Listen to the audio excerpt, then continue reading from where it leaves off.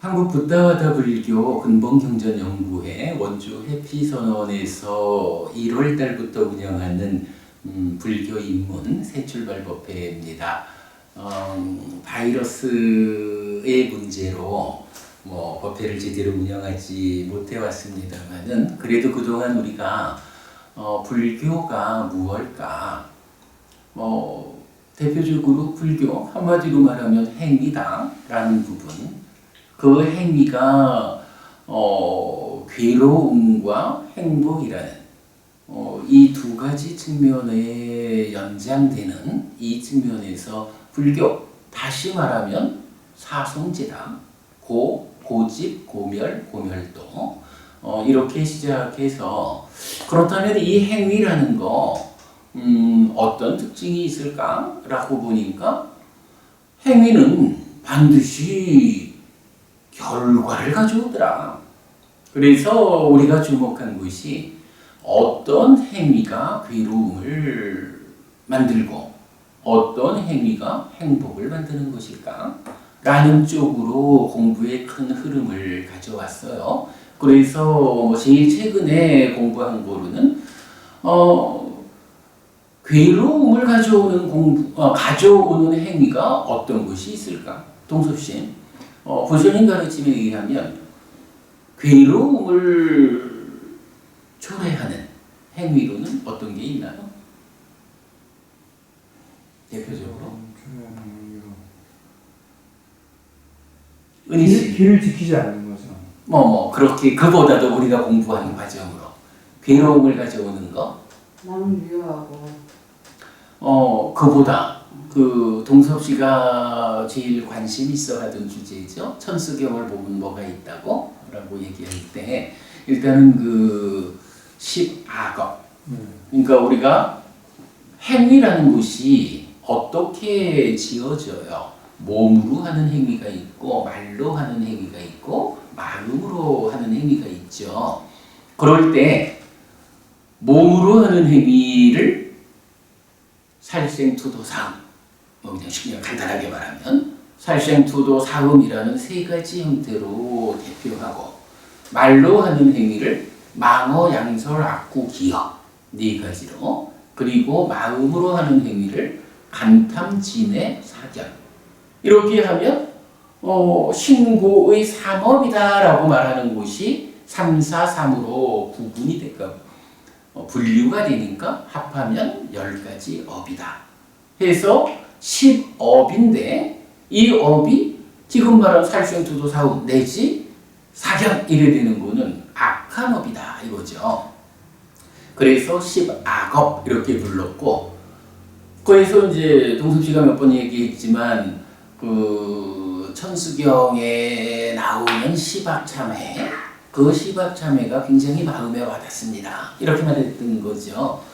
물론 이게 이제 보통의 한국 불교에서 신행대기로 천수경을 이제 많이들 독경하니까 그 가운데 시박참회가 있다 이렇게 이제 알려져 있지만, 우리가 이제 니까야라고 하는 부처님 살아서 직접 설한 가르침을 공부하는 입장에서 보면 니까야는 거의 전체 영역에서 부처님이 몸과 말과 마음으로 나쁜 업을 지으면 안 된다.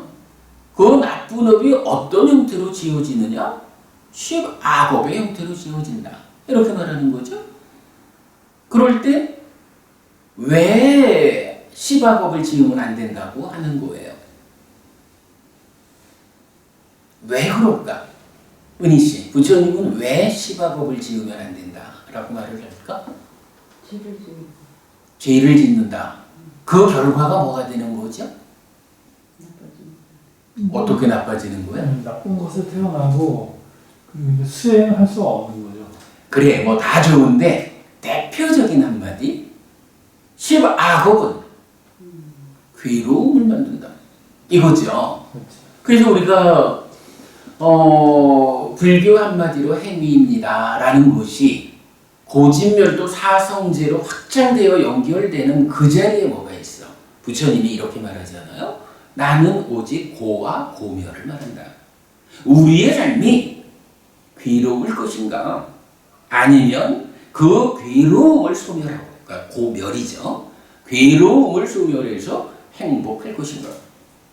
부처님 깨달음이 그거고, 부처님 가르침의 중심에는 바로 인간이라고 하는 이 불만족스러운 이 고달픈, 한마디로 말하면 괴롭다라고 말해지는 이러한 삶을 우리가 정확히 알아야겠다. 그리고 어떤 방법을 통해 가지고 이 괴로움을 소멸하고 행복해질 것인가?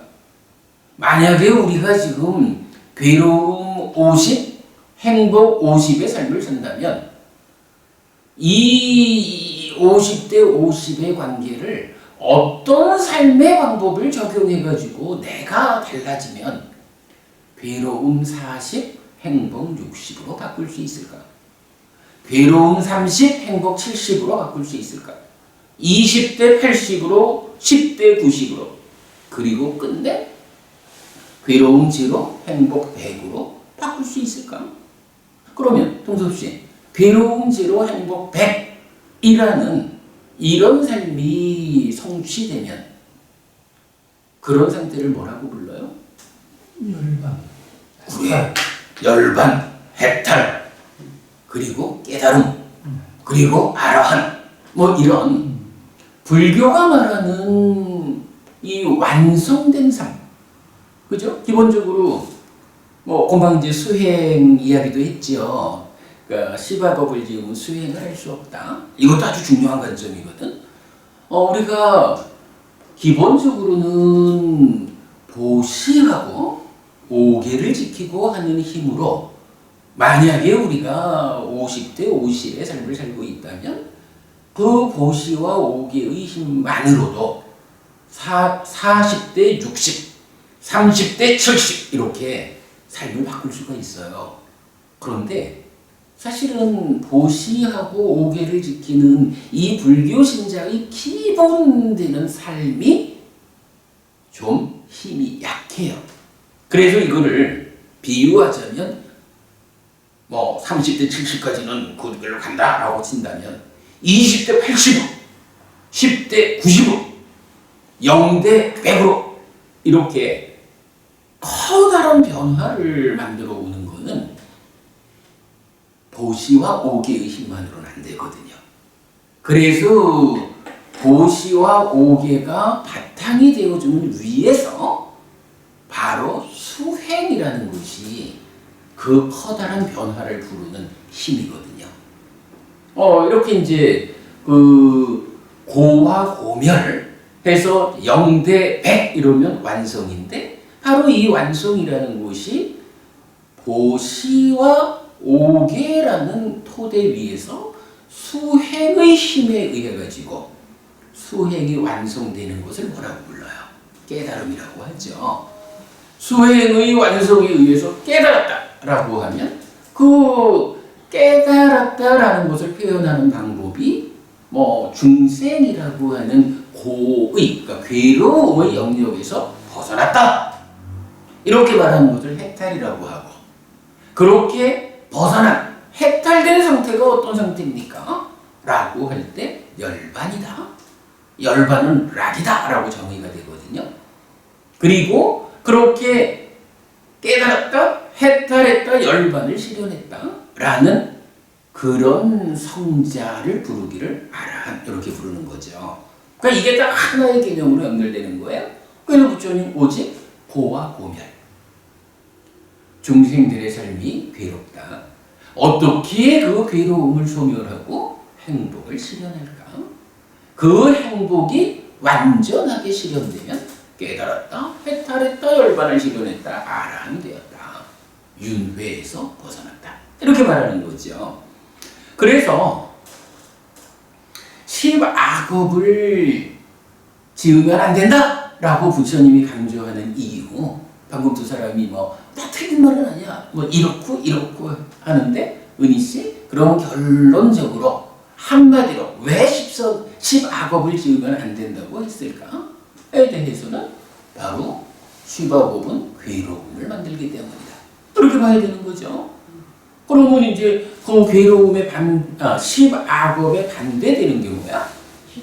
그렇죠. 십선업. 그래서 불살생, 불투도, 불사음, 불망어, 불량설, 불악구, 불기어, 그리고 불간탐, 부진의 정견. 이렇게 되는 거죠. 이렇게 이제 십선업이라는 것은 부처님이 지어야 한다라고 막 부추긴다고.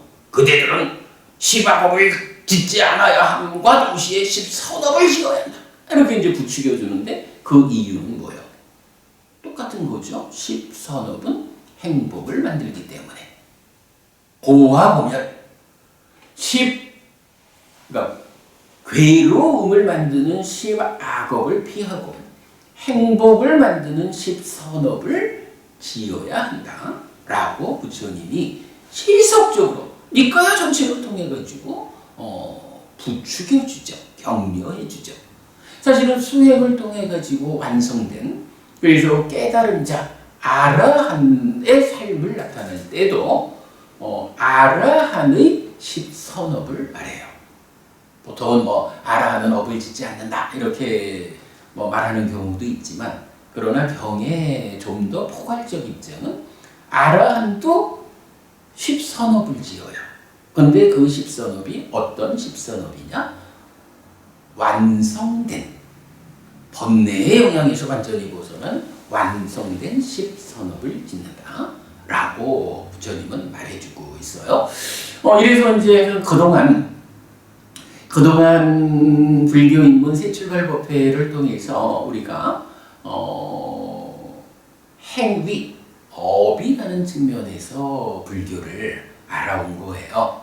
그 가운데 하여간 고와 고멸이란 말도 있고 보시와 오계, 수행이라는 말도 있고, 그리고 지난번 수업에서는 그것도 있죠. 어떻게 십악업을 십선업으로 바꿀 것인가 라고 할 때 우리 뭐 했어? 자비, 그리고 보시, 애어, 이행, 동사의 사서법, 요거까지 보았죠. 그런 과정을 보았는데, 사실은 우리가 그거 좀 되도록 쉽게 공부를 해보자 라고 쉽게 접근을 하고 있지만, 이게 사실은 쉬운 게 아니고 부처님 가르침의 바탕을 이루는 거예요. 거기서 이제 불교가 어려워지는 거는 어디냐라고 하면, 어떻게 십악업을 피하고 십선업을 지을 것이냐라는 방법론에 들어가면, 우리가 좀 전에 말했지만 보시하는 힘, 오계를 지키는 힘, 여기까지는 그래도 우리가 웬만큼 마음을 일으키면 어렵지 않게 된다고. 그런데 문제는 수행이라고 하는 거. 이 수행은 정말로 우리 삶의 마지막 문제까지를 해소하고 깨달음으로 이끄는 건데, 물론 수행도 시작은 쉬워요. 은희씨 우리가 그래도 법회 때마다 한 20분 이렇게 시간이 많지 않으니까 잠깐씩이라도 앉아서 숨을 고르고 호흡에 집중하자, 내 마음을 내가 원하는 하나의 대상에 고정시켜보자, 이렇게 접근하는 게 수행의 출발이라고. 이런 수행이 쉽게 시작은 하지만 그 단계가 올라가면서부터는 삼매를 성취하고 삼매의 토대 위에서 어떻게 중생이라는 삶에서 벗어나서 깨달음으로 가는가, 이제 이런 높은 수행의 과정으로 가면 사실은 많이 어렵죠. 그래서 이제 우리가 수행은 천천히 공부해 가야 되는데, 그렇게 이제 완성된 삶을 실현하자, 수행으로 끝을 보자, 이래 하면 많이 어려운 거예요. 그러나 거기까지는 일단 우리가 조금 미뤄두고, 어떻게 우리가 인간으로의 삶을 살아가는 데에서 내가 스스로 고달프지 않고 내가 다른 사람들과의 관계를 맺어가는 데에서 관계를 잘못 맺어가지고 삶이 고달프지 않을까, 이런 우리 사회의 일원으로 살아가는 데에서 그래도 좀 잘난 사람, 행복한 사람으로 살아가자 라고 낮은 단계의 1차적 목적으로 접근을 해보면 불교가 어려울 게 없어요. 동섭씨 우리 지금 이야기한 왜 우리가 십악업을 피해야 하는가, 십선업을 지어야 하는가, 뭐 이런 데서 어려울 게 있나? 아니 그리고 십악업을 피하자, 십선업을 짓자라고 하는 게 다른 생명을 해치지 말자라고 하는 게 그게 뭐 이해하기 어려운 거 아니잖아. 물론 우리가 이제 살아가면서 뭐 말하자면 회를 좋아하는 사람이 난 이제 회 안 먹을 거야 이렇게 딱 끊어내는 일은 좀 어려울 수 있지만 그건 실천의 문제고, 그죠? 실천의 문제는 노력하는 만큼 성과가 올 거고, 그러나 내가 무엇을 해야 하는 것입니까? 살아있는 생명을 해치지 않아야 합니다. 이게 그 말 자체가 어려워가지고 도대체 불교는 무슨 말인지 모르겠어? 이럴 일은 아니죠. 사실은 어려울 게 없어요. 우리가 어떻게 사는 것이 훌륭한 삶일까? 나도 남도 괴로움을 만들지 않고 나도 남도 행복해지는 이러한 삶일까? 라는 데 대해서 부처님이 알려주는 알려주는 삶은 명확하다고 어려울 게 없다고. 물론 얼마나 내가 높은 삶을 살 거냐, 저 하늘에 태어나서 신으로의 삶을 살아내고 그것도 넘어서 가지고 해탈에서 윤회에서 벗어나리라, 여기까지로 높은 목표를 잡으면 그것을 실현하기 위한 수행은 힘들어요. 그건 분명히 쉽지 않은 거예요. 근데 그거야 뭐 당연하지. 우리가 높은 곳에 가려면, 그죠, 언니씨? 높은 성과를 내려면 높은 노력이 필요하지요. 뭐 그것도 나는 힘든 노력은 안 하고 좋은 성과만 얻을 거예요, 이러면 그거는 도둑놈 신보라고 이런 부분이 있지만, 우리가 어떻게 불교에 접근할까, 어떤 삶을 우리가 살아내야 할까 라는 이 측면에서 불교는 어려울 게 없어요. 지금 우리가 말한 그게 불교의 그 총체적인 모습이다, 이렇게 말해도 좋아요. 자, 나눠드린 교재가 오늘 수업 교재 주제가 가르침의 토대 이렇게 되어 있어요. 부처님 가르침이 다양한 가르침을 설하셨지만 이 가르침들이 그냥 들쭉날쭉 여기저기 흩어져 있는 게 아니라는 거예요. 이 가르침이 어떤 분명한 토대가 있어가지고 그 토대 위에서 부처님은 법을 설했다라는 거거든요. 자, 교재 제일 앞에 한번 보겠습니다. 가르침의 토대 1. 부처님은 업을 말하는 자 깜마와디이고 결실 있음을 말하는 자 끼리야와디라고 불립니다. 사문고타마는 업을 말하고 결실 있음을 말하고 바라문들에게 아무런 해악을 도모하지 않습니다. 그래서 몇 개 경전 나와 있죠. 우호적인 바라문들이 부처님 사문고타마를 설명하는 말입니다.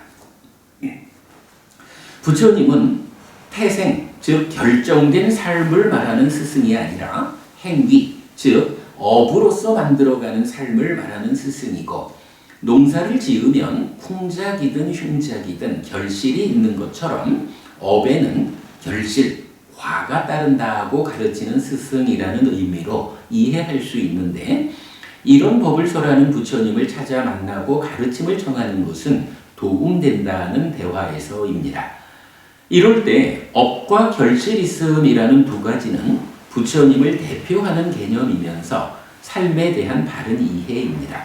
그래서 업을 부정하고 결실 있음을 주장하는 것은 결실 없음을 주장하는 것은 부처님을 거부하는 것이고 삶에 대한 삿된 시각을 가지는 것입니다. 부처님 당시 이제 인도의 브라만교, 그러니까 지금 말하면 힌두교죠. 이 힌두교가 브라만교가 힌두교예요? 그렇죠. 그 브라만교가 이제 세월이 지나면서 좀 더 많은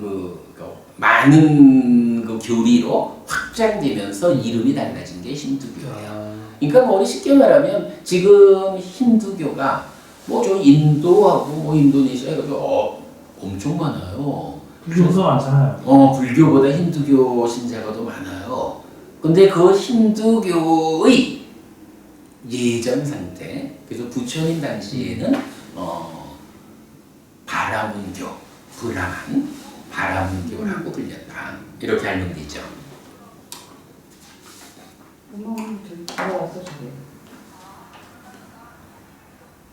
불안, 자인화교. 아니 지수 보고 확인해 봐야 돼. 자인화교도 많이 나오잖아요.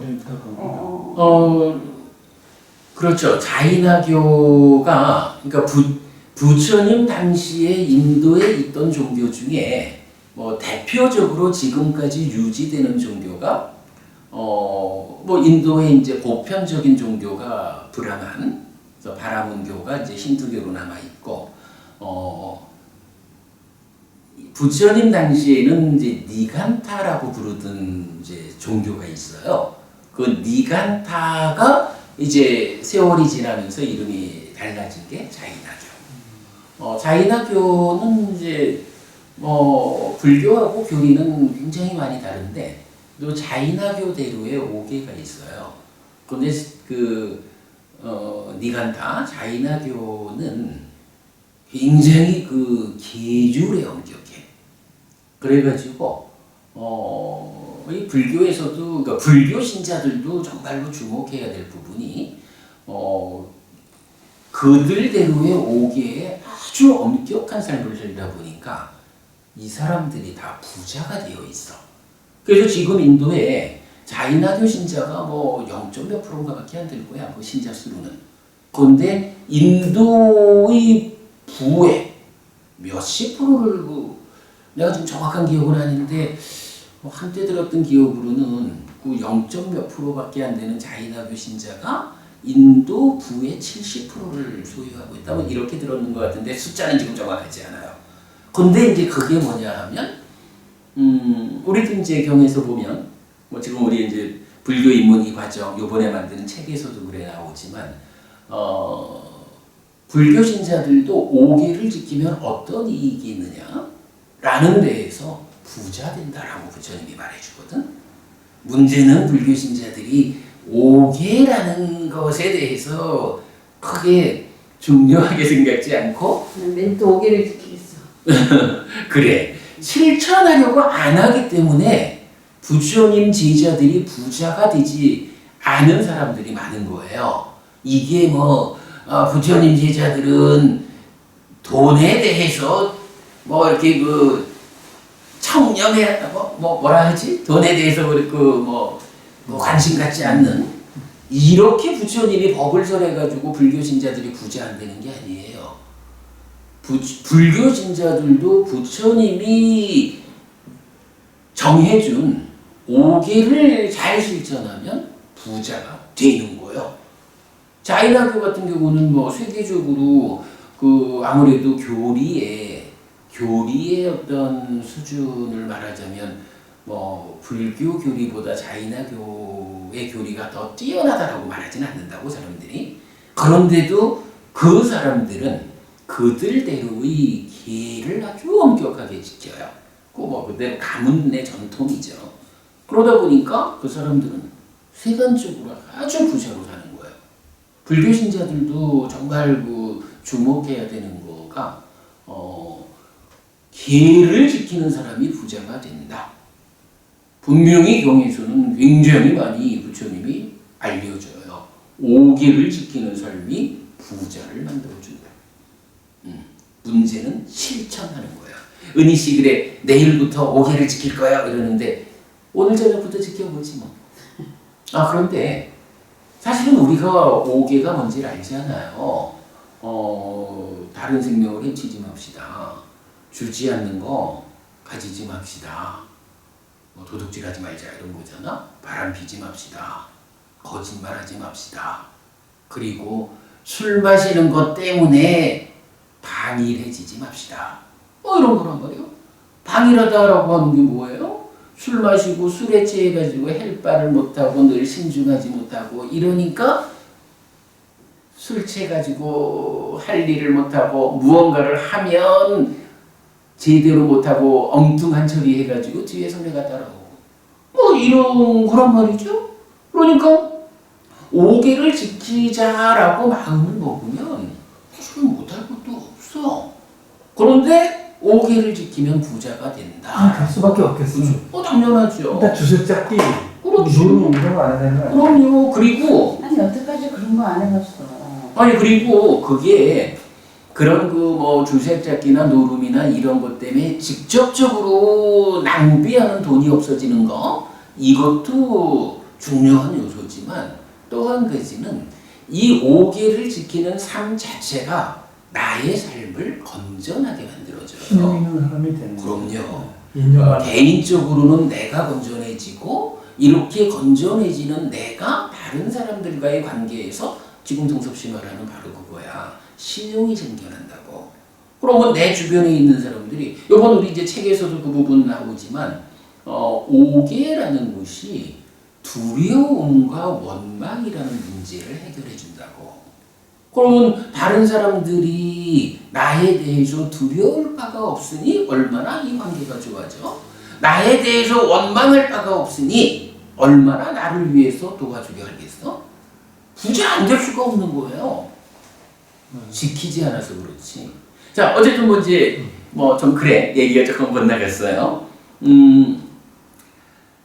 이렇게 이제 그 힌두교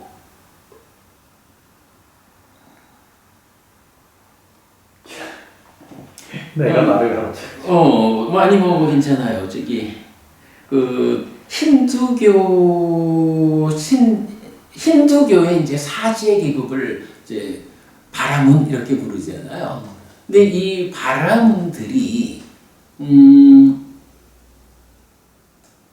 세상에 부처가 출현했다 이렇게 아는 거예요. 그래서 이제 부처님을 부처님이 우리 마을에 오셨다 이러면 쫓아가서 뵙고 이래야 한다고. 그럴 때 이제 그 부처님이 누구냐라고 그 바라문들이 표현을 하는 거야. 그런데 몇 개의 경에서 이 말이 나오는 거예요. 사문 곧다마 즉 부처님은 업을 말하는 사람입니다. 그리고 결실 있음을 말하는 사람입니다. 그리고 부처님은 종교가 다르지만, 그죠? 분명히 종교가 다른데, 다른 종교인 바라문들한테도 아무런 해를 끼치지 않습니다. 이제 요렇게, 부처님을 그들이 정의하는 거예요. 뭐 이럴 때 이제, 우리가 주목해야 되는 게 이거지. 한 가지. 부처님이 누굽니까? 첫 마디가 업을 말하는 사람입니다. 두 번째가 결실 있음을 말하는 사람입니다. 그리고 남들한테 해코지하지 않는 사람입니다. 이런 얘기잖아. 그러면 여기서 업을 말한다. 이게 무슨 얘기야? 지금까지 우리가 공부한 괴로울 것인가? 행복할 것인가? 내가 괴롭다라는 거를 왜 괴로운 것일까? 이게 뭐 어떤 그 우리 삶에 직접적으로 권능을 행사하는 어떤 신들이 있어가지고 저놈은 사는 게 내 맘에 안 들어 이래가지고 신이 벌을 줘가지고 괴로운 것일까? 그렇게 말하는 정도도 많이 있죠. 근데 부처님은 그렇게 말하는 게 아니죠. 그대가 지금 괴롭다면 그것은 어떤 권능 가진 자가 그대의 삶에 관여해가지고 괴로워라 해서 괴로운 게 아니다. 그대가 지금 괴로운 이유는 그대의 삶이 악업을 지어가지고 그대 스스로 괴로움을 만들었기 때문에 그대가 지금 괴로운 것이다. 라고 괴로운 이유를 업이다라고 설명하는 거예요. 역으로 왜 그대가 지금 행복합니까?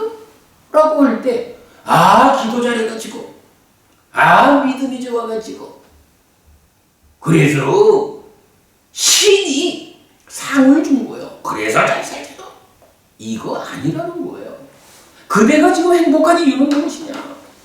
오직 그대의 삶이, 그대가 그동안 살아온 삶이, 그리고 지금 살아가는 그대의 삶이 선업을 실천하는 삶이어서 그대 스스로가 행복을 만들고 있기 때문에 행복한 거다 라고 부처님은 말을 하는 거죠. 우리가 지금 오늘 수업 시작하면서 쭉 지난 공부를 되돌아본 내용이 뭐예요? 바로 부처님은 이렇게 십악업이 괴로움을 만들므로 피해야 한다. 십선업이 행복을 만들므로 적극 실천해야 한다. 이렇게 가르침이 모아지는 거잖아요. 그렇게 어떤 업을 짓느냐에 따라서 그대의 삶이 결정되는 것이다 라고 말하는 게 여기서 뭐냐 하면 사문고따면은 업을 말하는 사람이다 요 얘기죠. 업을 말하는 거다. 부처님은 어쨌든 우리 삶이 자기 스스로의 행위, 즉 업에 의해서 만들어지는 것이지 신의 능력에 의해서 좌우되거나 아니면 본방도 읽어봤지만 태어나기를 그렇게 태어나가지고 괴롭거나 행복하거나 아니라는 거예요. 물론 신 이 측면이야 별 신경 쓸 게 없지만 태어날 때, 즉 전생의 업의 결과 이것은 지금 내가 행복할까 괴로울까 하는데 하나의 조건으로는 참여를 하지요. 그러나 그거는 많은 조건 중에 일부로 참여를 하는 거고 정말로 지금 내 삶을 행복한 삶으로 만들 것이냐 괴로운 삶으로 만들 것이냐 하는 것은 그대의 삶이다. 이렇게 말하는 거죠. 이게 부처님에 대한 첫 번째 정의, 업을 말하는 사람이다. 요 얘기거든요. 그리고 이어가지고 부처님은 결실이 있음을 말하는 사람이다 라는 거. 요건 뭐예요? 요건 우리가 그동안 계속 말한 거지 업이라는 이야기가 그대로 이어지는 거죠. 업에는 과와 보가 따른다. 어떤 행위를 하느냐에 따라서 그 행위가 만드는 결실이 있다. 그리고 그 결실이 삶의 과정에서 언젠가는 다른 조건들과 어울려 가지고 나에게 경험이 된다. 이렇게 말하는 게 결실이 있음 요 얘기죠. 그래서 이거는 두 가지로 말하고 있지만 따지면 업이라는 하나로 말을 해도 돼요. 왜냐하면 업에는 과와 보가 따른다. 업이라는 것이 전제가 되면 과와 보가 따른다. 결실이 있다라는 것은 이어지는 이야기죠. 방금 여기서도 표현을 했지만 이런 이야기. 농사를 지으면 흉작이 오든 풍작이 오든 어떤 결실이 있어요. 물론 내가 얼마나 열심히 농사를 짓느냐 하는 것만으로 흉작, 풍작이 결정되는 거는 아니에요. 거기에는 가뭄이 들 수도 있고 기타 여러 가지 다른 이유들도 참여할 수 있지만 그러나 근본적으로 세상이 가져오는 어떤 문제를 배제하고 내가 할 수 있는 측면에서 보면 내가 얼마나 성실하게 이 농사에 임하면 풍작을 거둘 수 있을 것인가. 이런 행위, 즉 업에는 결실이 따르는 것이다. 딱 요거 두 개예요. 그래서 지금 바라문들, 다른 종교를 가진 바라문들이 그 부처라는 분이 오셨다 하는데 그가 누굴까? 라고 할 때 부처님을 대표하는 말이 부처님은 업을 말하는 자고 결실 있음을 말하는 자다. 근데 이 내용 하여간 지금 우리가 지난 공부 과정을 쭉 좀 뒤집어 봤더니 타당하죠. 동섭씨 부처님이 업을 말하는 사람이다라는 게 무슨 말인지 이해되죠. 그래서 내가 좀 전에 그 얘기를 한 거예요. 불교가 어려울 게 뭐 있어. 바로 이게 불교인데 다만 우리가 얼마만큼 올라가려고 하느냐에 따라서 내가 가고자 하는 곳이 높으면 아까 고든치 올라가자 그랬죠. 고둔치 올라가자 하면 고둔치가 높으면 거기 가는 길은 내가 땀 흘려 가야 되는 거예요. 봉화산 가자라고 하면 봉화산도 땀을 흘려야 되겠지만 고둔치 가는 것보다는 훨씬 적은 땀을 가지고 가는 거예요. 그죠? 내가 얼마만큼 가고자 하느냐에 따라서 내가 흘려야 되는 땀의 양이 결정되는 거랑, 그러나 그런 그 땀의 양의 결정이라는 것과 별개로 내가 어떻게 해야 하는 것일까, 어떻게 살아야 하는 것일까에 대한 부처님 가르침은 사실 어려울 게 없는 거예요. 우리가 내 산다는 게 어떤 것일까라고 좀 주의 깊게 들여다보면 참으로 부처님은 우리가 어떤 삶을 살아야 한다고 말씀하셨구나, 이것이 불교구나 라고 아는데 어려울 일이 없다. 자, 그런 이야기를 하고요.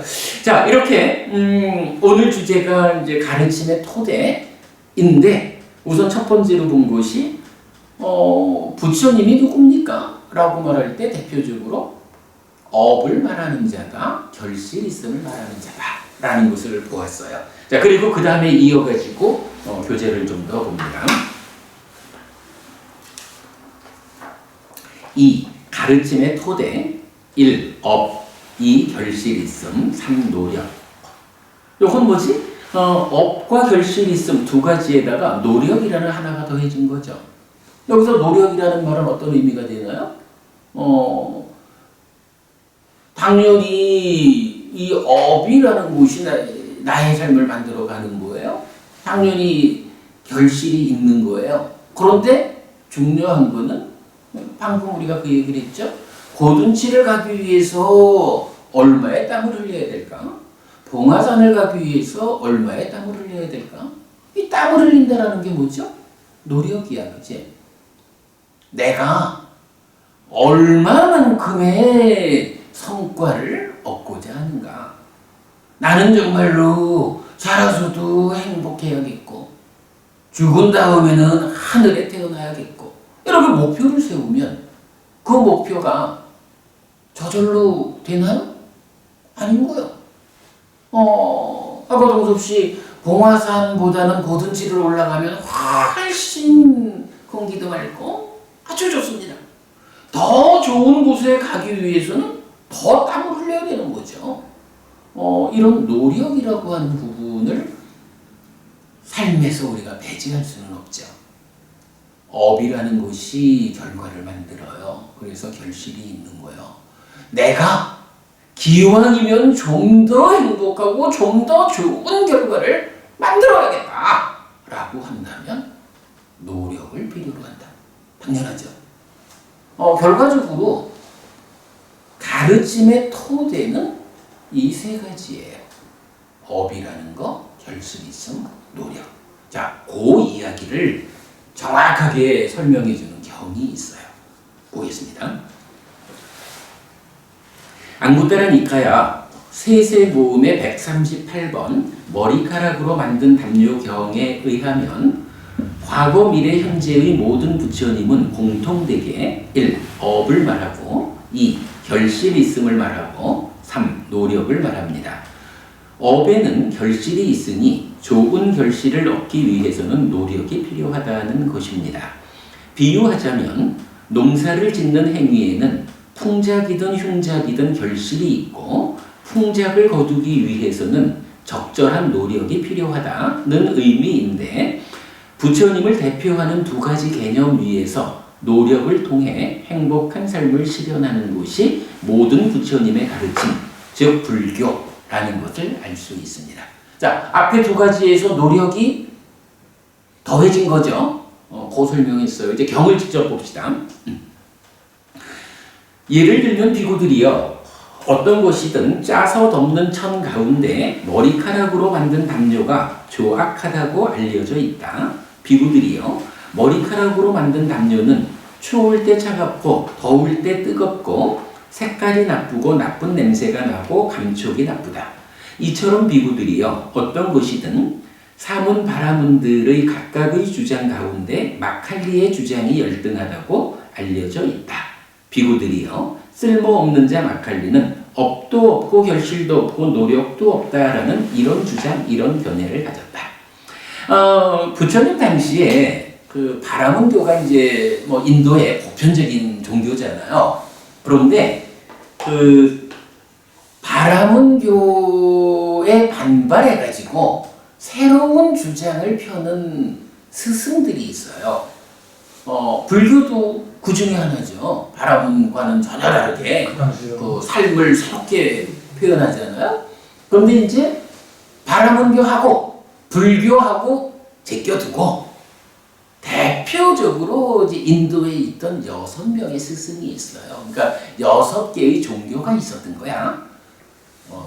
대표적으로. 근데 그 중에 한 사람의 스승이, 그래서 이제 요 6명의 스승을 부르기를 육사외도. 그러니까 외도의 6 스승 이렇게 부르거든요. 이건 먼저 우리가 불교 공부를 하다 보면 굉장히 많이 만나는 말이 육사외도. 불교 아닌 6 스승 이렇게 이야기하는데 그 중에 이제 이 마칼리 고살라라고 하는 외도 스승이 있어요. 그 마칼리를 두고 지금 이 경에서는 아니 어찌 보면 뭐 바라문교도 있고 또 6명으로 대표되는 외도 스승들이 있잖아. 불교의 입장에서 보면 다 틀렸잖아. 그런데 그거 다 틀렸는데 그래도 말을 하자면 그 중에 최악의 가르침이 있어. 이런 거예요. 최악의 가르침. 말하자면 우리나라에서는 그 경제 발전의 시기에 우리 원주에도 가발 공장이 있었잖아, 그죠? 특히 여자분들 머리를 잘라가지고 가발을 만들어서 수출하고 이랬었는데 부처님 당시에는 뭐 거의 그 비슷한 개념일지 모르죠. 그러니까 이 머리카락을 잘라가지고 옷을 만들어 입었는가 봐요.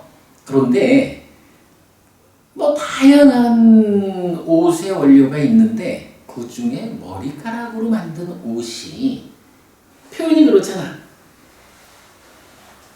추울 때 차갑고 더울 때 뜨겁고 색깔이 나쁘고 나쁜 냄새가 나고 감촉이 나쁘고 이래서 이게 하여간 그 천 가운데 가장 나쁜 천이 머리카락으로 만든 천이요.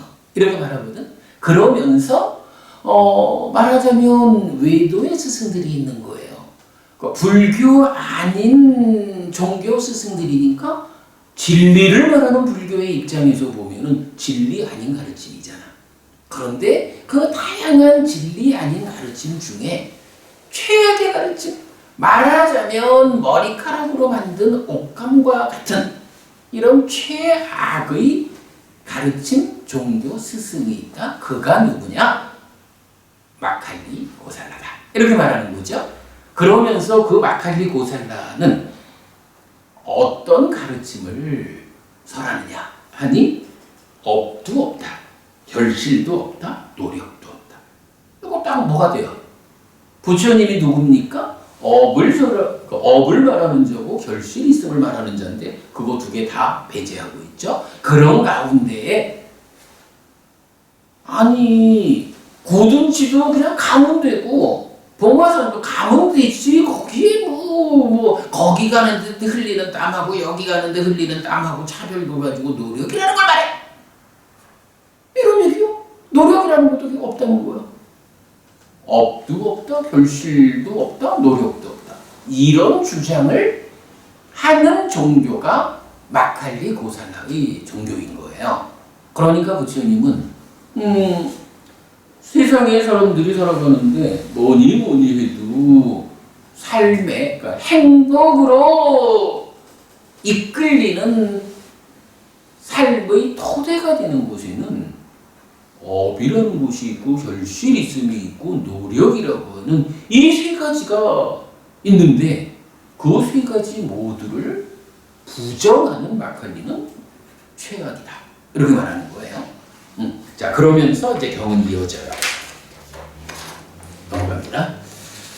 비구들이요, 과거에 출연했던 아라한 정등각인 그분 세존들도 업을 말하고 결실이 있음을 말하고 노력을 말했다. 그분들에게도 비구들이요, 쓸모없는 자 마칼리는 업도 없고 결실도 없고 노력도 없다라고 거부한다. 미래에 출현할 아라한 정등각인 그분 세존들도 업을 말하고 결실 있음을 말하고 노력을 말할 것이다. 그분들에게도 비구들이여 쓸모없는 자 마칼리는 업도 없고 결실도 없고 노력도 없다라고 거부한다. 비구들이여 현재의 아라한 정등각인 나도 업을 말하고 결실 있음을 말하고 노력을 말한다. 나에게도 비구들이여 쓸모없는 자 마칼리는 업도 없고 결실도 없고 노력도 없다라고 거부한다. 요게 무슨 얘기야? 부처님이 우리가 그간 보았지만은 서가모니 부처님 앞에 윗바시 부처님으로부터 6명의 부처님이 출연했었죠. 그리고 서가모니 부처님이고 8번째로는 이제 멧대야 미륵 부처님이 출연할 거죠. 그리고 뭐 그 이후로도 또 더 출연을 하겠지. 그런데 이런 과거의 부처님들, 미래의 부처님들, 그리고 지금 우리 스승 서가모니 부처님 이 모두에 대해서 부처님 딱 그러는 거야. 그 부처님들이 어떤 법을 설하느냐라고 하니 과거 부처님들도 업을 말하고 결실이 있음을 말하고 노력을 말했다. 미래에 출현할 부처님들도 업을 말할 거고 결실이 있음을 말하고 노력을 말할 것이다.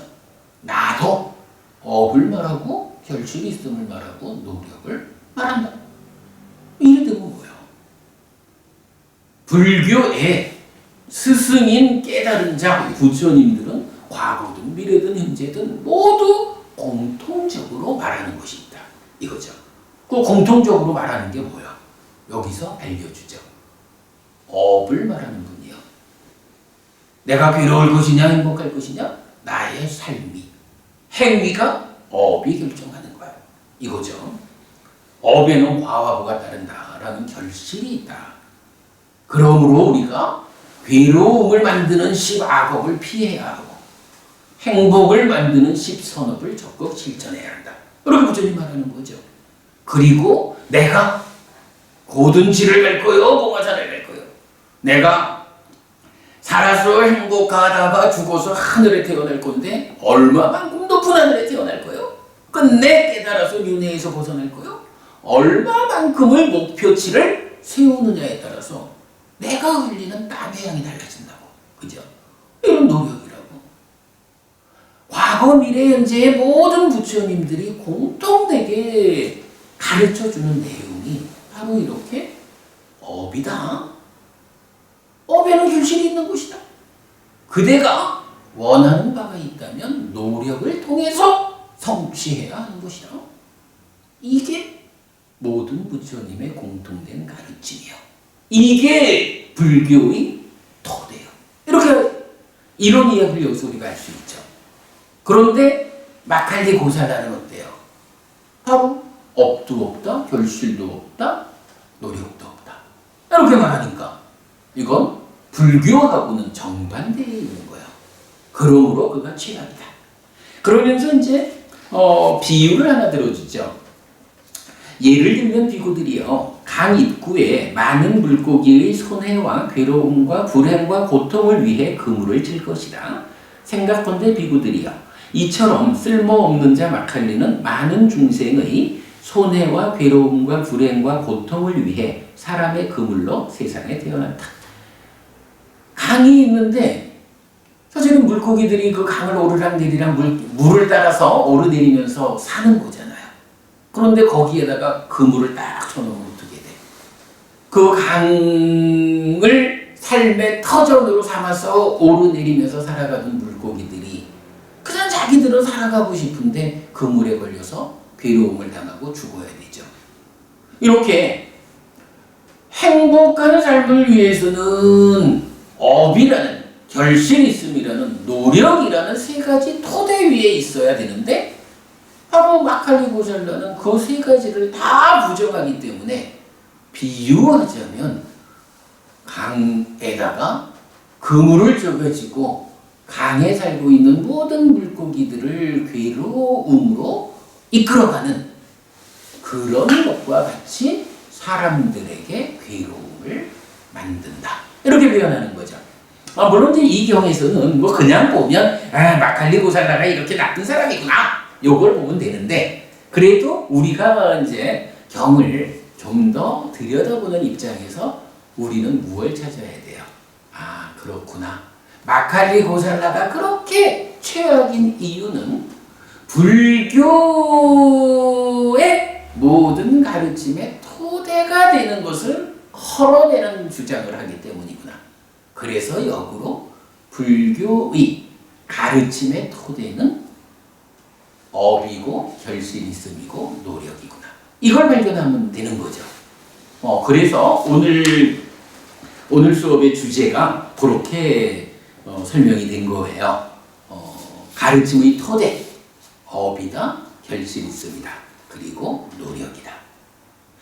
자, 이렇게 사실은 이게 굉장히 중요한 주제인데 뭐 그냥 요 정도로만 제가 설명을 드리고 나중에 이제 이와 관련해서 제법 많은 이야기를 교재에 담고 있어요. 그거 읽어 보시고 그 다음에 6페이지로 넘어갑니다. 중간 과정은 읽어 보시고요. 6페이지로 가면 가장 원초적인 바른 견해라는 말이 나와요. 이런 이야기입니다.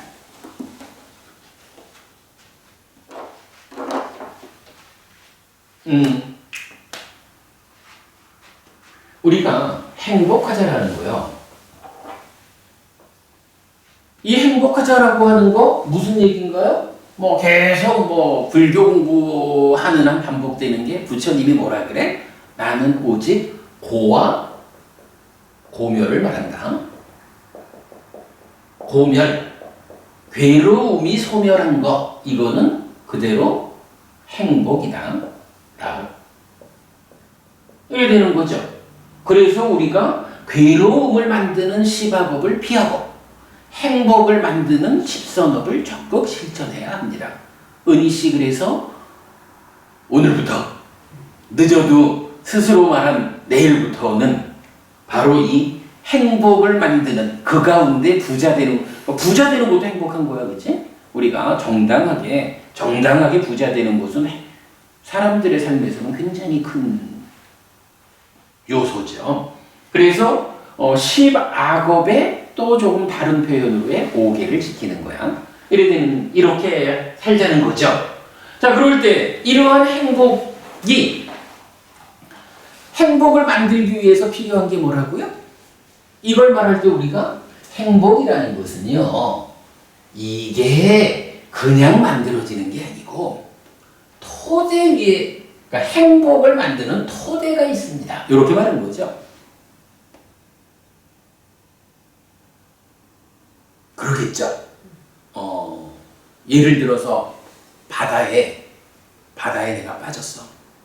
바다에 빠졌는데 아무것도 나를 받쳐줄 게 없으면 그냥 허우적거리다가 빠져 죽어야지 뭐. 거기에 사실은 조그마한 널판지라도 하나 있으면 그 널판지라도 붙잡고 구조를 기다릴 수도 있을 거야. 그런데 만약에 항공모함 위에 있으면 어때? 항공모함 위에 있으면서 그래도 바다 위에 있으니까 매멀미를 좀 할지는 몰라도 항공모함 위에 있으면서 빠져 죽을 걸 걱정하진 않잖아. 거기선 오히려 축구도 바로 다 하잖아. 요걸 뭐라고 할까? 항공모함이라는 토대 위에 있는 거. 이렇게 말할 수가 있겠죠. 행복하다라는 요거는 내가 나의 행복을 담보해주는 토대가 있다. 우리가 바다 위에 있다 해도 어쩌면 이게 우리가 그 중생이라는 인간으로 태어나서 살고 있다라고 하는 이 자체가 사실은 바다 위에서 흔들린 걸 수 있어요. 표현하자면 그럴 때에 내가 아무런 버팀목도 없이 그냥 물속에서 허우적거리다면 고생하다가 죽어야 할 거고, 조그마한 널판지라도 하나 있으면 그래도 좀 숨 좀 돌릴 거고 기다려 볼 수 있고, 항공모함 위에 있으면 에이고, 그래도 바다 위에 있으니 조금은 흔들려서 멀미를 좀 할지는 몰라도 요거는 달리 말하면 인간으로 태어나 있기 때문에 윤회에서 벗어나지 못한 중생의 삶이기 때문에 늙어야 하고 죽어야 하는 거예요. 뭐 요런 정도의 괴로움은 항공모함에서 뭐 멀미하는 정도라고 치더라도 항공모함 위에 있으면서 그 나머지 걱정은 안 하잖아. 그죠? 이런 거를 우리가 토대다, 버팀목이다 이렇게 말하는 거죠. 그래서 이런 행복하기 위해서는 토대 위에 있어야 합니다. 그런데 동섭씨, 이런 행복을 위한 토대가 뭐라고? 우리 십선업이지, 선업. 이게 참 보면 관심이 그래. 은희씨 그 5개 지키면 부자 된다 하니까 자꾸 5개만 말하고 동섭씨 시박 참회에 대해서 느낀 게 있어 라고 말하더니 계속 시박만 말하는데 사실은 우리 오늘 공부의 입장에서 보자고.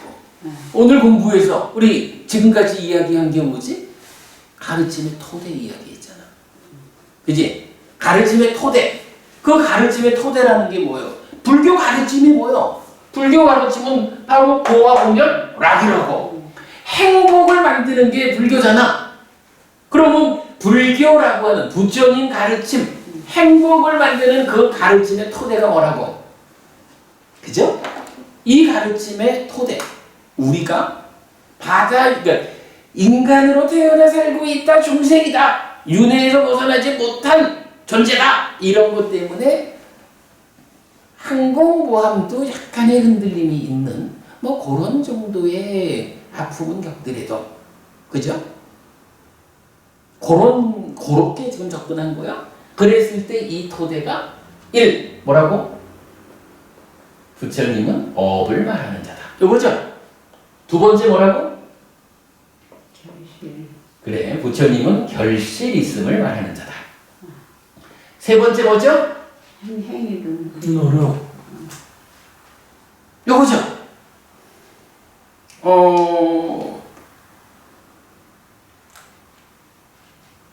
여기서 이 빨간 글씨로 이름 쓰기는 좀 그렇지? 이 노력이라는 것이 이제 다양하게 나오죠. 이럴 때 지금 은희 씨는 5개를 지금 계속 강조하고 있거든. 그 얘기는 뭐냐 하면 업은 결실이 있다라는 것을 아는 거야. 그런데 그만큼 노력이라는 것이 함께 행복을 만드는 토대인 거예요. 그 노력에 대해서 나는 5개를 지키는 노력을 해야겠다 라고 지금 은희 씨는 관심이 주로 5개를 지키는 노력 이렇게 가 있는 거야. 그러면 그 얘기를 보자면 은희 씨는 참으로 업이, 행위가 내가 어떤 삶을 사느냐 하는 것이 내 행복을 결정한다 라고 알고 있는 거예요. 그리고 그것이 바로 행위에 결실이 있다, 그러기 때문에 그렇다라고 알고 있는 거예요. 그리고 그러한 암 위에서 5개를 지키는 노력이 나를 부자 만들어준다, 행복해 해준다 라고 선택하고 있는 거야. 훌륭해요.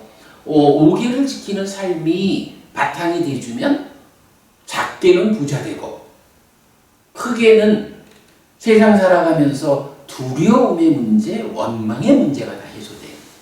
그래서 나 스스로의 삶과 다른 사람들과의 관계의 측면에서 문제를 만들지 않아. 5개를 지키는 삶은 훌륭한 삶이요. 아주 커다란 행복을 만드는 삶이요. 지켜보세요. 실제로 지켜내는 일이 필요해. 동섭 씨는 여기에 지금 관심이 주로 15배가 있어. 그래서 10악업을 피합시다. 10선업을 적극 실천합시다 하는 쪽에 관심이 가 있어. 그래, 똑같은 얘기죠. 똑같아요. 오히려 오늘 5개보다 조금 더 확장된, 조금 더 폭넓은 노력을 10업으로 지금 말하고 있는 거야. 그러니까 이건 뭐 틀린 건 아니야. 다 맞는 이야기고, 그러나 어쨌든 우리가 이제 그 공부를 배우자 하는 입장에서는 행복을 만드는 토대는 뭐라고요? 5개를 말해도 되고 10업을 말해도 되지만 그러나 정확하게 업이 행복을 만드는 토대입니다. 결실 있음이 행복을 만드는 토대입니다. 노력이 그 행복을 직접 만듭니다. 이렇게 이해를 하면 되겠죠. 여기에 지금 오늘 공부한 주제 가르침의 토대가 가지는 의미다. 자, 그런 다음에 이제 이어가지고 우리가 그 가장 원초적인 바른 견해라는 말을 했어요. 이런 토대를 이제 우리가 알았어요. 그래서 내가 행복해야겠다. 이런 토대 위에서 살아야겠다. 기왕이면 내가 항공모함 위에서 바다를 항해해야겠다. 뭐 이렇게 이제 생각을 한 거예요. 근데 그리고 나면 이제 노력이라는 측면의 이제 일환이겠지만 직접 살아가야 되잖아. 그 살아가는 데 있어서 우리가 이제 이런 공부를 했죠. 10업을 말할 때 의업, 구업, 신업 이래 있었고 요거를 또 이제 분류해주면 10업이 됐잖아. 이럴 때 이 의업이 뭐 정견, 사견, 견해가 있고 간탐, 진해 이래 있을 때 요거 우리가 이제 어떻게 보았나요? 견해는 씨앗이다. 이렇게 보았었죠. 간탐, 진해라는 생각하는 일, 요것은 싹이다. 그리고 신업과 구업, 몸과 말의 행위는 나무다. 그래서 씨앗을 뿌리면 사유로, 생각으로 싹을 틔워가지고 몸과 말의 행위로, 그러니까 몸과 말의 행위라는 나무로 무럭무럭 자라나서 여기서 괴로울 것인지 행복할 것인지 열매가 맺는다. 이런 공부했었죠. 바로 요런 씨앗과 싹과 나무와 열매라고 하는 요 측면에서 행복하다라는 이 문제를 놓고 우리가 토대를 이제 배웠다고. 참으로 업과 결실 있음과 노력이라는 세 가지가 부처님 가르침 행복을 만들기 위한 토대다. 이렇게 배웠으면 이제 여기서 어떤 노력을 할 것인가, 어떤 몸과 말과 마음의 행위를 할 것인가, 이게 이제 구체적으로 필요하잖아요. 이럴 때에 이런 그 업의 가장 바탕에서 씨앗의 역할을 해주는 게 뭐냐 하면 견해라고. 그래서 이제 우리가 이 공부를 해나갈 때는 바로 이런 토대 위에서 첫 번째 삶의 방향을 좌우하는 것, 그것이 견해라는 씨앗이다 라는 거죠. 그러니까 이제 우리가 이제 이걸 계속 그래 말을 하잖아. 견해는 안경을 쓰는 것 같다. 그래서 안경에다가 파란색을 좀 넣어가지고 쓰면 세상을 온통 파랗게 보니까 동섭 씨가 어떤 색깔을 가지고 있더니 중요하지 않아. 내가 어떤 안경을 쓰고 보느냐가 중요하지. 이래 되는 거죠. 그래서 그 세상을 보는 눈, 견해라는 것이 우리가 어떤 삶을 살 것이냐, 어떤 노력을 할 것이냐, 이걸 결정한다는 거예요. 그래서 바로 세 가지 토대 위에서 행복하자라고 할 때 이제 토대만큼이나 중요한 또 한 가지가 어떤 견해를 가지고 살아갈 것이냐. 달리 말하면 어떤 안경을 쓰고 세상을 볼 것이냐, 어떤 시각으로 살아갈 것이냐, 요거거든요.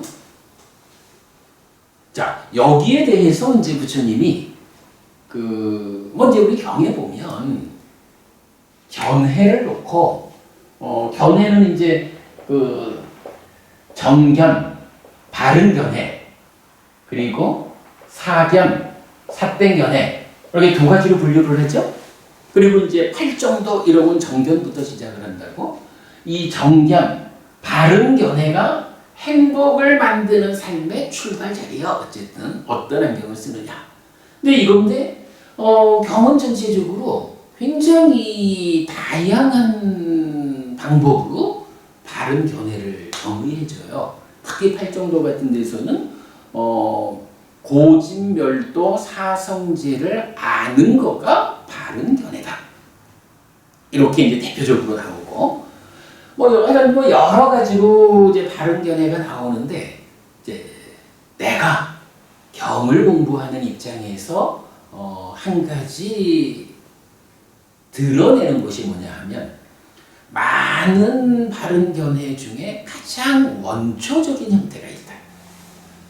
그러니까 높은 공부를 하는 사람들 일단 좀 제껴두고 그래도 내가 이제 불교 신자가 되었다.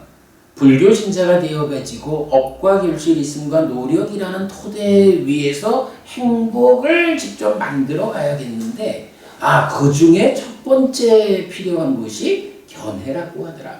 그래서 바른 견해를 가져야 된다고 하더라. 그런데 그 바른 견해가 무엇일까? 어떤 안경을 끼고 세상을 보아야 하는 것일까? 여기에 대해서 굉장히 다양한 가르침이 있지만 가장 원초적인 첫 번째로 우리가 배워 알아야 하는 바른 견해가 있다. 이거거든요. 자, 그게 디가니까야 23번 빠야시경이라는 경에서 디가니까야는 우리 긴 경이죠. 제법 긴 경에서 아주 많은 비유를 통해 가지고 이 가장 원초적인 형태의 바른 견해를 말해줘요. 오늘은 시간도 이제 많이 갔네. 그러니까 잠깐 요 바른 견해가 무엇다라는 것만 제가 소개를 하고 그 바른 견해 각각에 대한 이야기는 다음 주에 또 상세히 말하기로 하죠. 일단 이제 어쨌든 서론이 길었지만 이 얘기야. 행복은 이런 토대 위에 있다. 이 토대 위에서 구체적으로 행복을 만들기 위해서는 첫 번째 어떤 안경을 낄 것이냐, 어떤 견해를 가질 것이냐 하는 거다.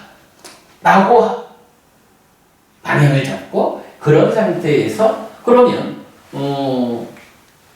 가장 원초적 형태의 바른 견해는 뭐냐? 그러니까 부처님 가르침에 따라서 행복해지고 싶다라고 마음을 먹은 사람, 이제 불교 신자가 된 사람이 세상을 어떻게 보아야 하는 것일까? 이걸 말해주는 거죠. 고진멸도 사성제를 아는 거 이런 좀 고차원적인 이야기는 좀 더 뒤에 가서 보고 첫 번째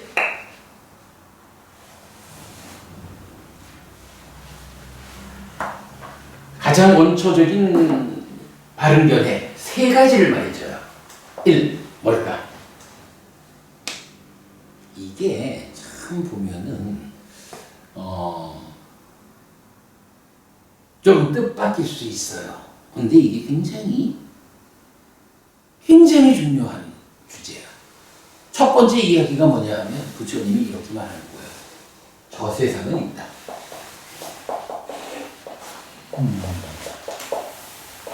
우리가 이런 이야기 하죠. 동섭씨, 이 세상은 있나요?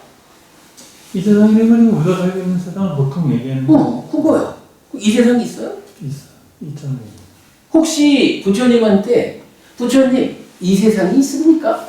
이렇게 묻는다면 그건 좀 곤란하지. 그건 부처님한테 물을 거리가 아니야. 그죠? 그냥 은희씨 지금 살고 있죠? 은희씨가 살고 있는 이러한 세상을 뭐라고 불러? 이 세상이라고 하는 거예요. 이거는 부처님한테 안 물어봐도 내가 다 살고 있는데 그걸 모를까? 그런데 저 세상이라고 하는 거는 뭘 말해요? 죽은 다음 이야기잖아. 죽은 다음에 내가 또 태어나는 곳일까? 아니면 죽음은 끝나고 마는 곳일까? 이 부분이거든. 동섭씨 아나? 죽은 다음에 완전히 없어지고 마는 것일까요? 아니면 죽은 다음에 또 태어나서 살아가야 하는 걸까요? 이어지는 거죠. 네. 그거 어떻게 알아요? 죽어봤어요? 이제 불교 우리가 이제 부처님 가르치면 조금이라도 공부를 한 사람의 상식으로 보면 경전에도 그렇게 나와 있고 또 그걸 상식으로 생각하면 그건 반드시 있다고 이해가 되는 거예요. 좋아요. 아주 그럼 중요한 답변이에요. 지금 이제 동섭 씨가 불교 공부를 한 경전에 의해서 부처님을 배운 이렇게 말을 했죠. 그런 사람을 사실은 뭐라고 부르냐면 불교 신자라고 하는 거예요. 근데 의외로 불교 신자들 안에도 죽음은 끝이지 요즘 같은 과학 시대에 무슨 자세상 이렇게 말하는 사람도 많거든요. 그런데 그런 사람들이 만약에 불교 신자라고 말은 하지만 정말로 부처님이 죽음 이후에 대해서 어떻게 가르쳐 주셨을까? 라고 경을 통해서 부처님을 배우고자 했다면 그리고 부처님에 대한 믿음이 있다면 그런 말을 할 수가 없죠. 동섭 씨 말대로 경에서는 굉장히 많은 곳에서 저 세상이 있다고 알려준다고. 근데 이게 이제 이런 거요. 이 세상은 부처님한테 물어보지 않아도 우리가 알거든. 근데 저 세상이 있을까 없을까 하는 거는 사실은 우리가 확인할 수 없는 일이야. 그러기 때문에 이 확인할 수 없는 일, 이거는 있다라고 확인되지도 않지만 없다라고도 확인되지 않아요. 왜냐하면 우리가 죽어서 확인하지 않으니까. 그럴 때 이 문제의 답을 누구한테서 구할까? 이 답을, 그죠? 이 답을 누구한테서 구하느냐에 따라서 어떤 사람들은 그 답을 구한 분을 스승으로 삼아서 기독교 신자가 될 수도 있고 이슬람 신자가 될 수도 있고 힌두교 신자가 될 수도 있고 아니면 유물론자가 될 수도 있고 그 답을 부처님한테서 구하는 사람이 불교 신자죠. 굉장히 중요한 부분이 내가 이 세상처럼 확인할 수 있는 거는 부처님한테 안 물어봐도 되고 우리가 어쨌든 확인할 수 없는 거 이런 문제에 대한 답을 누구한테서 찾을까? 나는 부처님이 이 답을 가장 잘 아시는 분이요 라고 생각해. 그래서 나는 부처님한테 물어보는 거예요. 부처님이 설하신 경전을 통해 가지고 부처님이 알려주시는 내용을 배워 알았어. 동섭 씨가 지금 그렇게 알았어. 아주 훌륭해요. 사실은 이게 불교 신자 거죠. 믿음이라는 거고. 그리고 부처님은 그 측면에서 저 세상은 있다라고 알아야 한다. 방금 우리가 보았지만 저 세상이 없다라고 만약에 우리가 잘못 알면 여기서 어떤 문제가 생겨요. 행복하자라고 하는데 저 세상이 있다라고 부처님이 가르쳐주는 대로 배워서 그렇게 세상을 보는 사람이 행복해지는 방법하고 부처님 가르침하고는 전혀 별개로 죽음은 끝이지 저 세상이 있어 라는 시각을 가지고 세상을 보는 사람이 행복해지는 방법이 다르겠죠. 그럴 때에 누가 정말로 행복을 만들고 사실은 괴로움을 만들고 이 차이가 나는 거죠. 이런 측면 때문에 우리가 견해라는 부분 부처님한테 배워 알지 않으면 알 수 없는 이런 부분에 대해서 부처님이 바른 견해라는 이름으로 답을 주는 거예요. 그래, 정견. 정견이라는 개념 우리가 이렇게 봐야 돼요. 자, 그래서 부처님이 알려주는 바에 의하면 어쨌든 저 세상은 있어. 죽음은 또 태어나는 거예요. 그래서 동섭 씨가 그 얘기를 하는 게 맞는 거예요. 만약에 저 세상이 없다라고 한다면 어떻게 우리가 살아서도 행복하고 죽은 다음에 하늘에 태어나기 위해서 은희 씨 말대로 5계를 지키고 동섭 씨 말대로 10선업을 실천할까? 이거 뭐 틀렸잖아. 저 세상이 없다면. 그죠? 그러나 우리가 부처님한테 배워가지고 저 세상이 있다. 죽음은 또 태어나는 곳이다. 그러기 때문에 나는 살아서도 행복해야겠지만 죽은 다음에는 더 좋은 곳 하늘에 태어나야겠다. 이런 목적이 명확해지고 그러기 위해서 5계를 지키고 10선업을 실천한다. 이게 다라는 거죠. 그게 바로 세상을 보는 시각, 견해가 이거예요. 자, 그러면 이제 이렇게 저 세상이 있어. 달리 말하면 뭐죠? 죽으면 또 태어나야 된다 이런 얘기죠. 윤회한다 이런 얘기죠. 태어난다, 윤회한다. 그런데 이제 여기에 이어가지고 두 번째 바른 견해가 있어. 뭘까요? 화생하는 중생은 있다. 이렇게 나와요. 화생. 저기 나야 뭐 요새 이제 뭐 옛날에 하던 예불문을 안 하지만 나도 출가 전에는 그 예불문을 참 많이 했죠. 거기에 보면 삼계도사, 사생자부 이렇게 나오죠.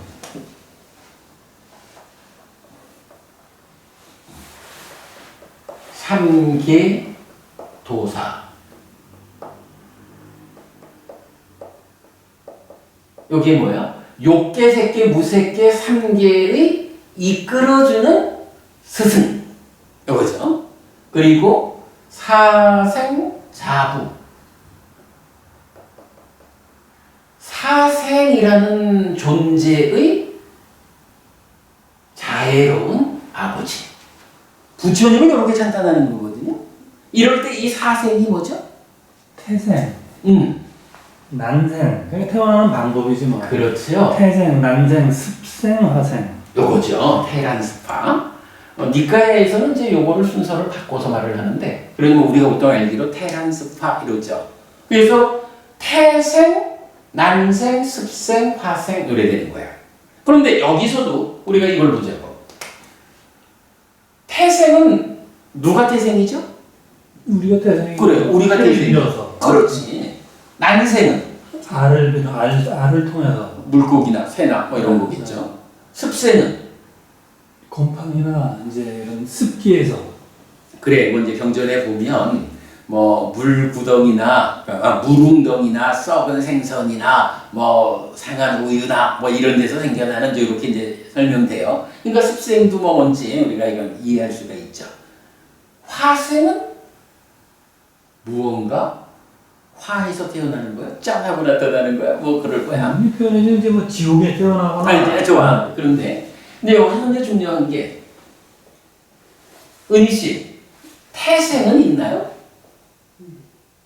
있는 거 이건 뭐 부처님한테 안 물어봐도 내가 태생이잖아, 그지? 우리가. 그러니까 태생이 있다라는 건 분명해.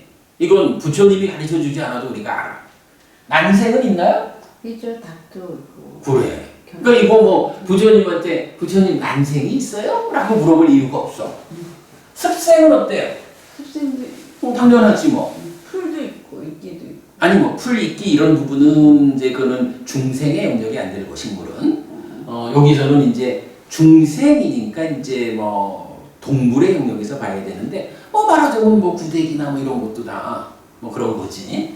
그래서 태생, 난생, 습생에 대해서는 부처님한테 물어보지 않아도 우리가 알아요. 그치? 그런데 화생이라는 거는 동섭 씨 얘기하듯이 이 화생이 뭐 말하자면 이제 좀 다르게 표현을 하지만 지옥이고 악이고 하늘 사람이잖아. 천당. 신. 요렇게 이제 화생이라는 중생이 설명된다고. 테란습은 요건 말하자면 우리 눈에 보이는 거야. 달리 말하면 인간하고 짐승하고죠. 그죠? 인간하고 축생하고가 우리 눈에 보이는 태생, 난생, 습생이라고. 그리고 화생은 지옥과 아기와 하늘 사람들인데 인간과 짐승은 우리 눈으로 직접 보니까 태생, 난생, 습생은 있는 줄 알아. 부처님한테 안 물어봐도 돼.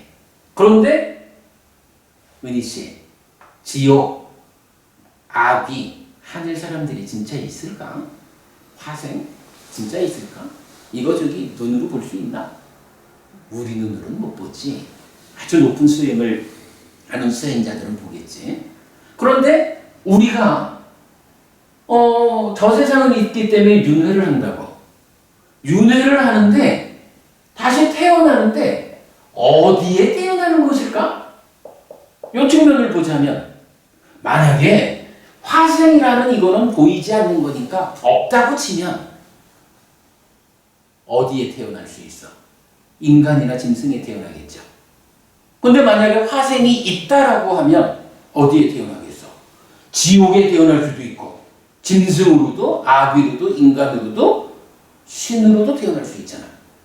우리가 어디에 태어날 것인가? 이 부분에 대해서 인간과 짐승이라는 요 눈에 보이는 영역에만 태어나는 것일까? 아니면 보이지 않는 영역까지 포함한 오도윤회를 하는 것일까? 이 부분이 결정돼. 그런데 그 중에 인간과 짐승에 대해서는 태란 숲에 대해서는 물어보지 않아도 알아. 그런데 한 가지 남아있는 화생. 우리가 죽은 다음에 지옥을 갈 수가 있나? 아귀나 하늘에 태어날 수 있나? 이 부분은 지금 우리 눈으로 못 본다고. 동섭 씨도 못 보죠? 그러면 이렇게 우리가 볼 수 없는 문제는 어떻게 해결을 해야 돼? 부처님한테 물어야지. 그죠? 아까 저 세상이 있을까 하는 것도 부처님한테 물었잖아. 화생이 있습니까? 죽은 다음에 우리가 가는 데가 어디입니까? 이 문제에 대해서도 화생이 있고 없고의 답을 부처님한테 물어야지. 그러니까 부처님이 화생하는 중생은 있다 라고 이 답을 주는 거예요. 그치? 저 세상은 있다를 통해서 윤회하는 거야. 죽으면 또 태어나야 하는 거야 라고 우리가 그러니까 나의 삶이 요 몸뚱아리와 함께하는 백년 안팎의 삶으로 끝나는 게 아니고 죽으면 이 마음이 또 다른 몸과 만나가지고 다음 생을 살아야 돼 라고 말해줬다면 다음 생에 어디에 태어난다고? 화생하는 중생이 있기 때문에 오도 가운데 한 곳에 태어나는 거요 라고 알려줬어요. 은희씨, 오계를 지키는 이유가 뭐지? 일단은 부자 되는 거야. 생활인데 좀 정갈해지고. 그래. 그리고 나면 거기에서 조금 더 높은 오계를 지키는 이 삶을 통해서 머리도 좀 맑아지고 좀 영적으로 나 조금 성숙해지고. 그러면 그런 것들의 포괄적인 결과가 뭘까? 좀 괜찮은 사람이 청정해지는 거죠. 다 좋은데 그래 지금 하는 이야기는 이 몸으로 살아있는 동안에 오계를 지킴으로써 그렇게 좋은 삶을 살게 돼 요거죠. 근데 경에서는 오계를 지키면 지금 두 사람이 말하는 그런 이익에 더해가지고 죽은 다음에 하늘에 태어난다라는 이야기를 해줘요. 보시하고 오계 두 가지가 가지는 특징이 살아서 나의 삶이 향상하고 죽은 다음에는 그 힘으로 하늘에 태어나는 거야. 그런데 수행하지 않으면 오계와 보시 두 가지가 가지는 힘은 조금 약해. 그래서 3계, 욕계, 색계, 무색계 중에 색계의 하늘. 그래서 우리 사왕천부터 타화자재천까지 6하늘이 있죠. 욕계의 하늘에 태어나는 게 보시와 오계의 힘이야. 은희 씨가 오계를 지키겠다라고 말하는 이러한 삶의 더 큰 목적은 죽은 다음에는 하늘에 태어나는 거예요. 살아서는 그러그러하게 행복하게 살고. 그런데 거기에 반해서 동섭 씨 10악업을 피하고 10선업을 지켰다라고 했죠. 이 차이가 뭐냐 하면 10선업은 얼마만큼 10선업을 실천하느냐에 따라서 깨달음까지 가요. 그러니까 욕계 하늘을 넘어서 색계, 무색계 하늘 그리고 마지막에 해탈하는 데까지 가는 거예요. 그러니까 그 범위의 차이가 좀 있어. 그런데 이 얘기는 뭐냐 하면 저 세상이 있다라고 해서 윤회한다라고 가르쳐 주셨어요. 그 다음에 화생하는 중생이 있다라는 말을 통해서 어디에 태어날 것인가? 라고 가르쳐 주셨어요. 그 다음에 이제 세 번째가 그러면 뭐냐라고 하면 이런 부분이 필요하지. 은희 씨 5계를 지켜가지고 죽은 다음에 지옥 가려고 하는 거 아니죠? 5계를 지켜가지고 짐승으로 태어나거나 아기로 태어나려고 하는 건 아니죠. 오계를 지켜가지고 최소한 인간으로는 그 인간 중에서도 아주 복된 인간으로 태어나거나 아니면 하늘에 태어나려고 그런 목적을 가지고 오계를 지킨다 이렇게 말하는 거란 말이야. 저 세상이 있어서 윤회하고 화생하는 중생이 있어서 5갈래의 태어날 길이 있는데 그 중에 나는 어디에 태어나야 할까? 동섭씨 이거 잘 생각해야 돼. 그죠? 아니 모든 건 나한테 적용돼야 되는 거지. 나는 죽은 다음에 저 세상에 있으니 태어나야 하는데 그 태어나는 자리가 5군데인데 나는 어디 갈까? 방금 은희 씨한테 내가 그걸 물은 거예요? 지옥 가려고 오게 지키는 건 아니죠? 분명히 인간으로도 운 좋은 인간으로 태어나는 거를 최소 단계로 보고 그래도 내가 하늘에 태어나기 위해서 오계를 지키는 거예요. 동섭씨 이러한 삶을 더 높이 올리기 위해서 10선업을 실천하겠다라고 말하는 거죠. 그게 뭡니까? 바로 어디에 태어날 것이냐 할 때 어떻게라고 하는 이 문제가 있는 거예요. 어떻게? 그죠? 어떻게 해서 내가 하늘에 태어날 거냐? 더 높은 하늘에 태어날 거냐? 깨달을 거냐? 이 부분에 대해서 부처님은 견해, 가장 원초적 바른 견해의 1번 저 세상은 있다. 2번 화생하는 중생은 있다. 3번 업에는 과와 오가 따른다. 이렇게 말을 해주거든요. 이거 업에는 과와 보가 따른다. 요거 다른 말로 말하면 뭐죠? 요거죠? 노력. 그치? 그러니까 업에는 결실이 있다. 과와 보가 따른다 라는 요 이야기를 딱 세 번째로 부처님이 가르쳐 주는 거예요. 그러니까 업에 과보가 있는지 없는지를 우리가 봐서 아나 잘 모르지. 그러나 삶을 잘 들여다보면서 부처님한테 부처님 업에는 결실이 있나요? 내가 악업을 지으면 괴로워지고 선업을 지으면 행복해지나요? 여기에 대해서 확정적으로 부처님한테 답을 받는 거죠. 그게 뭐냐? 업에는 과보가 따른다. 그래서 내가 태어나야 하고 좋은 곳에 태어나야겠는데 어떻게 좋은 곳에 태어날 것인가? 라고 하니 업에는 과와 보가 따른다라는 법칙이 있어서 나는 지옥 가기는 싫어요. 나는 하늘에 태어날 거요. 라고 내 목적지가 정해진다면 그 목적을 성취하기 위해서 어떻게 해요? 오계를 지키는 사람이 돼야겠죠. 보시하는 사람이 돼야겠죠. 수행하는 사람이 돼야겠죠. 그래서 결국 10선업을 실천하는 사람이 돼야겠죠. 요거 외에 또 지난번에 우리 뭐 봤죠? 사무량심, 자비시사 사무량심을 닦는 사람이 돼야 되겠죠.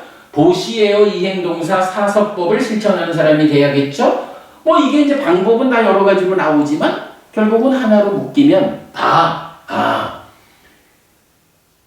괴로움의 과를 피하고 행복의 과를 만들고 그래서 행복한 보를 경험하기 위한 좋은 업을 지어야 합니다.